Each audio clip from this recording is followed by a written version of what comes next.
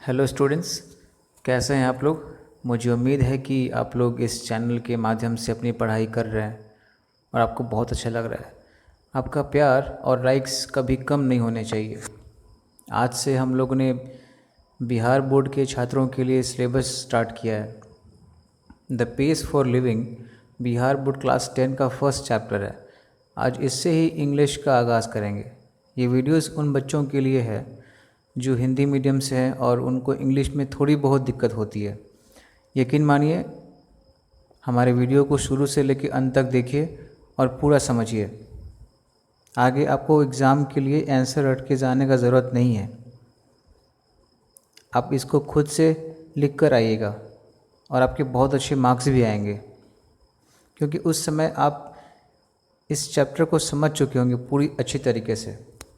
और जब कोई चीज़ समझी हुई होती है तो उसमें किसी भी तरह की परेशानी नहीं होती है। रट के जाने से आप भूल सकते हैं, बट समझ के जाएंगे तो कभी भूलेंगे नहीं, राइट। तो चलिए दोस्तों, टाइम वेस्ट नहीं करते हैं, देखते हैं इस चैप्टर में क्या है। चैप्टर स्टार्ट करने से पहले मैं इसके लेखक और लेसन के बारे में ब्रीफ करना चाहता हूँ।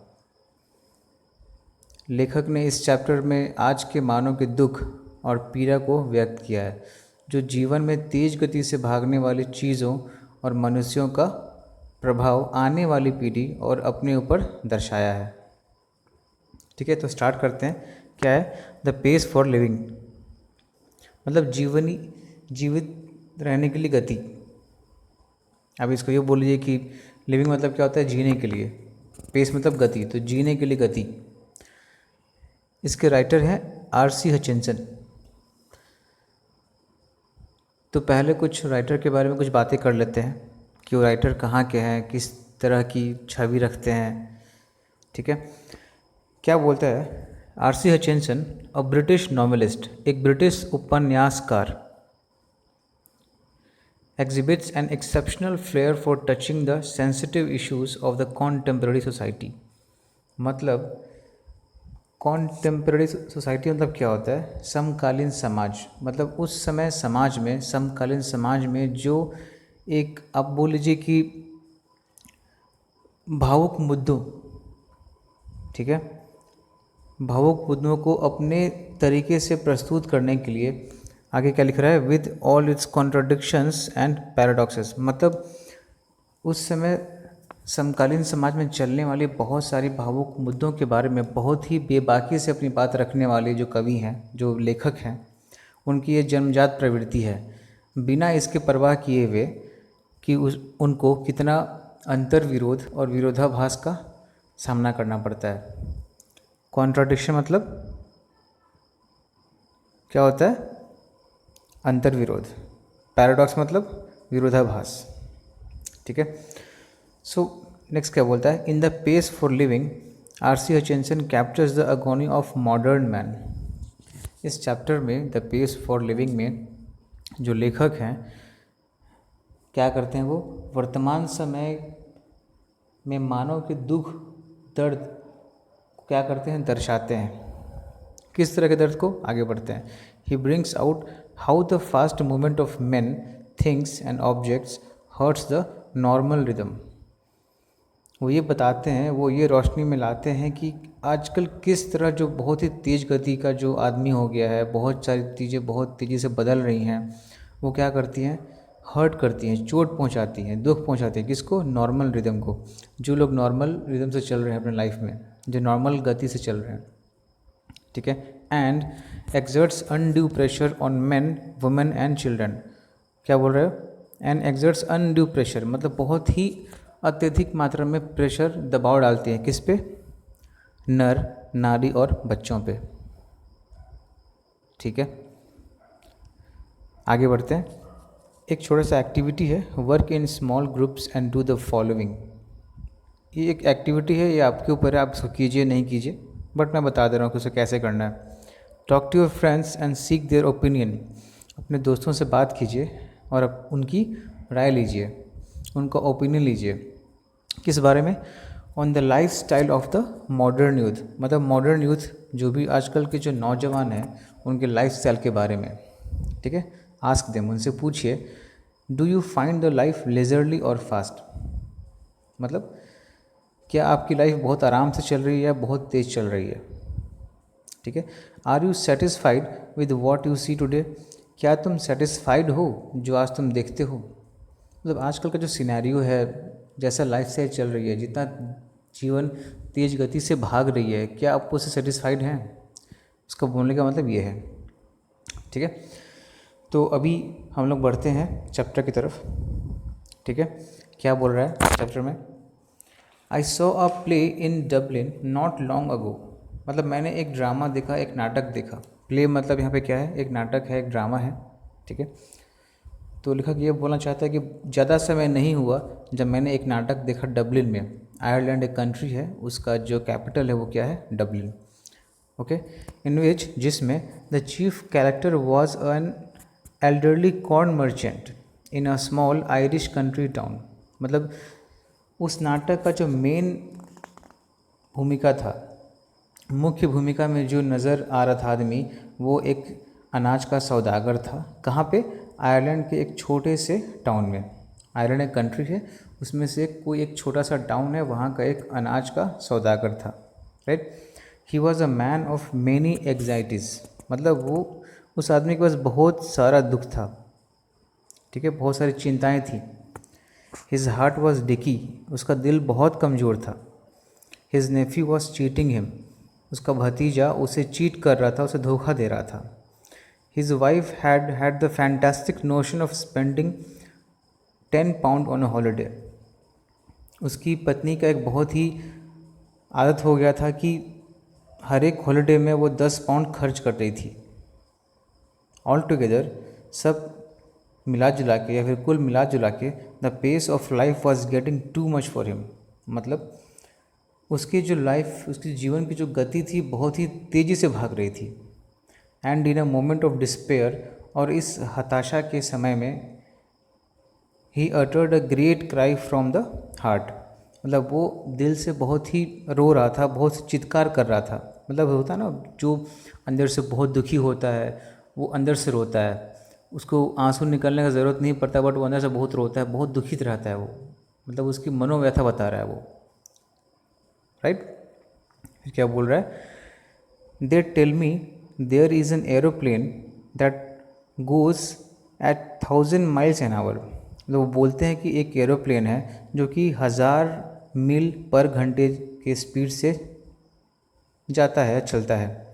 Now that's too fast. मतलब वो बहुत तेज़ है। ठीक है। फिर क्या बोल रहा है? For me that was the most enchanting line in the play. मतलब मेरे लिए वो बहुत ही मनमोहक लाइन था पूरे प्ले में, पूरे नाटक में सबसे मनमोहक लाइन वही था। The man's complaint was so gloriously irrelevant to his own situation. मतलब क्या बोल रहे हैं यहाँ पे? मैन का जो कंप्लेंट था और मैन का जो ओन सिचुएशन था, वो दोनों आपस में बेमेल खा रही थी। एक तरफ तो वो स्पीड को या फिर गति को, जीवन के तेज़ गति को पसंद नहीं करता है, और दूसरी तरफ वो एरोप्लेन की बात करता है जो बहुत ही तेज़ गति से चलता है। ठीक है। तो सबसे ज़्यादा इंचेंटिंग लाइन लेखक के लिए वही था कि एक उसका जो कंप्लेंट है और उसका जो सिचुएशन है, उसका जो स्थिति है, वो दोनों एक दूसरे से बेमेल खा रही थी। करेक्ट। आगे क्या बोलता है? देखिए, एंड बिसाइड्स, आगे बढ़ते हैं, नेक्स्ट पेज पे आते हैं। And besides being comic. Comic मतलब होता है कि मतलब विनोदी या फिर ऐसा आदमी जो बहुत ही हंसता रहता है। एंड बिसाइड्स बीइंग कॉमिक मतलब और विनोदी होने के बजाय, it struck me as a perfect illustration of the way the Irish get at subtle truths by the most unlikely approaches. मतलब उनके लिए एक बहुत ही परफेक्ट, मतलब बहुत ही अच्छा उदाहरण था आयरलैंड वासियों के लिए कि छोटे छोटे सच्चाई पे वो लोग कैसे जाते हैं, जो कि बहुत ही क्या होता है? Unlikely approach. मतलब बहुत ही असाधारण अप्रोच रहता है, तरीका रहता है। ठीक है। You saw what the old fool meant. तुमने देखा कि वो बूढ़ा आदमी क्या मीन कर रहा था, वो बूढ़ा आदमी क्या समझ रहा था। ठीक है। तो वो किसकी बात कर रहा है यहाँ पे? कॉर्न मर्चेंट की बात कर रहा है वो। कॉर्न मर्चेंट मतलब बूढ़ा आदमी की बात कर रहा है वो। राइट। आगे बढ़ते हैं। आगे क्या बोला गया इसमें? Not that I have any dislike of rapid movement my self. इसका मतलब ये नहीं कि मुझे रैपिड मूवमेंट से, मुझे तेज़ गति से नफ़रत है। I enjoy going in a car eight 90 miles an hour, मतलब मुझे पसंद है कि मैं कार में 90 माइल्स पर घंटे की स्पीड से दौड़ूं या फिर जाऊं। So long as I am driving, जब तक कि मैं उसे ड्राइव ना करूं। And so long as it is not my car, मतलब और वो मेरी गाड़ी नहीं हो। मतलब बोलने का मतलब ये नहीं, ये है कि मुझे भी बहुत पसंद है, या फिर मतलब इसको यूँ बोल सकते हो कि ऐसा नहीं है कि मुझे ना पसंद है तेज़ गति से जाना। मुझे भी बहुत पसंद है कि मैं कार की स्पीड को 90 माइल्स पर आवर की स्पीड से ले जाऊं, ठीक है, और मैं इसको ड्राइव कर रहा हूं, लेकिन वो कार मेरी नहीं हो। तो यहाँ पे एक तरह से कॉमिक की बात कर रही है।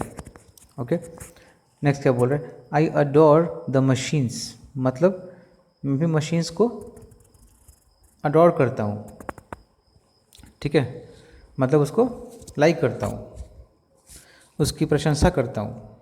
ओके, क्या बोल रही है, I adore the machines that hurl you about at Battersea, मतलब मैं मशीन्स को बहुत ही पसंद करता हूँ जो मुझे धकेलते हैं किसकी तरफ, बैटरसी की तरफ। बैटरसी एक जगह है आयरलैंड में। Okay, next, to dine in London and lunch in New York next day, मतलब लंदन में डिनर, रात का भोजन लंदन में और दोपहर का भोजन अगले दिन न्यूयॉर्क में। Seems to me a most satisfactory experience, मतलब लेखक ये बोलना चाहता है कि लंदन में रात का खाना और अगले दिन लंच कहाँ पे, न्यूयॉर्क, ये बहुत ही अच्छा जान पड़ता है, बहुत ही संतोषजनक अनुभव मालूम पड़ता है। आई एडमिट, मैं स्वीकार करता हूँ, क्या, it excludes all the real pleasures of travel, मतलब ये मैं स्वीकार करता हूँ कि ये सब जो भी चीज़ें हैं वो असल में रियल में जो मतलब वास्तविक आनंद है उसको भुला देती हैं। वास्तविक आनंद से बहुत कोसों दूर रहती हैं सब चीज़ें, ठीक है। नेक्स्ट क्या बोल रहा है, the sort of fun you get from a country bus in Somerset और स्पेन, लेकिन यही चीज़ें अगर आप सोमरसेट और स्पेन के बसों में करोगे तो बहुत ज़्यादा मज़ा आएगा, वो आपको असल में आनंद आएगा।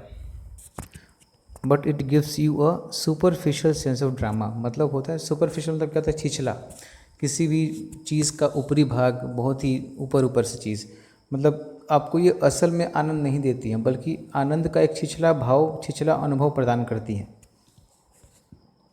ठीक है।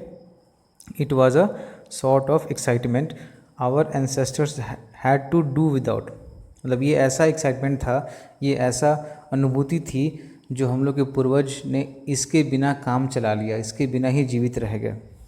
And we might just as well accept it gratefully, मतलब और हम लोग को भी इसे सहजतापूर्वक या फिर कृतज्ञतापूर्वक स्वीकार कर लेना चाहिए था, राइट। फिर क्या बोल रहे हैं, नो, नहीं, where speed becomes something unfriendly to me, मतलब स्पीड जहाँ मेरे लिए बहुत ही अनफ्रेंडली हो जाता है। अनफ्रेंडली मतलब क्या होता है, जो फ्रेंडली नहीं हो, ठीक है, अमित्रतापूर्ण, मतलब स्पीड जो है मेरे लिए वहाँ पे अमित्रतापूर्ण हो जाता है जहाँ is where the mental activities of our time tend as a natural do, ठीक है, to follow the pace of machines, मतलब ये बोल रहा है कि मेरा जो स्पीड से नाता वहाँ पे अनफ्रेंडली हो जाता है, जहाँ पे वो लोग ये सोचना स्टार्ट कर देते हैं कि मैं मशीन के पीछे पीछे भागूँ या फिर मशीन की तरह भागूँ अपने सफलता को हासिल करने के लिए। सफलता के जद्दोजहद में मैं सब कुछ भूल के एकदम मशीन की तरह भागते रहूँ, तो मेरा वहाँ पे जो स्पीड से जो फ्रेंडलीनेस है वो ख़त्म हो जाता है। मैं वहाँ पे स्पीड से क्या हो जाता हूँ, अमित्रतापूर्ण हो जाता हूँ। ओके, सो स्टूडेंट्स, आज हम लोग इतना रहने देते हैं, बिकॉज इसको 2 पार्ट में ख़त्म करना है और मैं वीडियोस बहुत ही शॉर्ट रखता हूँ। वाई, बिकॉज बच्चे से कनेक्ट रहें और ज़्यादा वीडियोस देखने के चक्कर में कहीं सो मत जाए। आई नो कि मैं इतना बोर नहीं कर रहा हूँ, बट आपको ये चीज़ें समझनी पड़ेंगी कि वीडियोस जितने शॉर्ट रहेंगे उतना ही ठीक रहेगा। मैं इसको 2 पार्ट में ख़त्म करूँगा। 3rd पार्ट में हम लोग इसके क्वेश्चन डिस्कस करेंगे, ठीक है। और जब क्वेश्चन डिस्कस करेंगे तो फिर आपको एक तरह से चैप्टर भी दोबारा आपको रिवाइज हो जाएगा, इस चैप्टर में लेखक ने क्या बताना चाह रहा है, ठीक है। चलिए ठीक है, अभी इसको इतना रहते हैं। नेक्स्ट वीडियो में हम लोग इसके आगे का चैप्टर करेंगे और फिर क्वेश्चंस और फिर मिसलेनियस एक्सरसाइज करेंगे। ठीक है, वीडियो को शुरू से लेके अंत तक देखने के लिए बहुत बहुत धन्यवाद। कुछ भी अगर डाउट हो चैप्टर में तो आप लोग कमेंट बॉक्स में मैसेज छोड़ सकते हैं, आपका सोल्यूशन, आपका डाउट वहीं पे क्लियर किया जाएगा। ठीक है, चलिए, thank you. Stay home, stay safe और कोरोना से बच के रहिए, अच्छे से पढ़ाई कीजिए। धन्यवाद।